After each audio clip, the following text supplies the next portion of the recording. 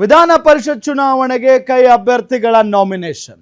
ನಾಮಪತ್ರ ಸಲ್ಲಿಸಿದ ಕೆಪಿಸಿಸಿ ಅಧ್ಯಕ್ಷ ಬಿಕೆ ಹರಿಪ್ರಸಾದ್, ಶಿವಣ್ಣ ಮಳವಳ್ಳಿ, ತಿಪ್ಪಣ್ಣಪ್ಪ ಕಮಕನೂರು, ಪಿವಿ ಮೋಹನ್, ವಿಧಾನಸಭೆ ಕಾರ್ಯದರ್ಶಿ ವಿಶಾಲಾಕ್ಷಿಗೆ ನಾಮಪತ್ರವನ್ನ ಸಲ್ಲಿಸಿದ್ದಾರೆ.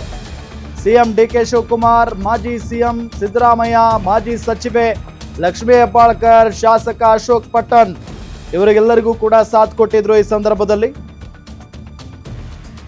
ಗಮನಿಸ್ತಾ ಇದ್ದೀವಿ, ವಿಧಾನ ಪರಿಷತ್ ಚುನಾವಣಾ ಅಖಾಡ. ಈಗ ವಿಧಾನ ಪರಿಷತ್ ಚುನಾವಣೆಗೆ ಕೈ ಅಭ್ಯರ್ಥಿಗಳು ನಾಮಿನೇಷನ್ ಮಾಡಿದ್ದಾರೆ, ನಾಮಿನೇಷನ್ ಸಲ್ಲಿಸಿದ್ದಾರೆ, ನಾಮಪತ್ರ ಸಲ್ಲಿಸಿದ್ದಾರೆ. ಕೆಪಿಸಿಸಿ ಅಧ್ಯಕ್ಷ ಬಿಕೆ ಹರಿಪ್ರಸಾದ್, ಶಿವಣ್ಣ ಮಳವಳ್ಳಿ, ತಿಪ್ಪಣ್ಣಪ್ಪ ಕಮಕನೂರು, ಪಿವಿ ಮೋಹನ್, ವಿಧಾನಸಭೆ ಕಾರ್ಯದರ್ಶಿ ವಿಶಾಲಾಕ್ಷಿಗೆ ನಾಮಪತ್ರ ಸಲ್ಲಿಸಿದ್ದಾರೆ.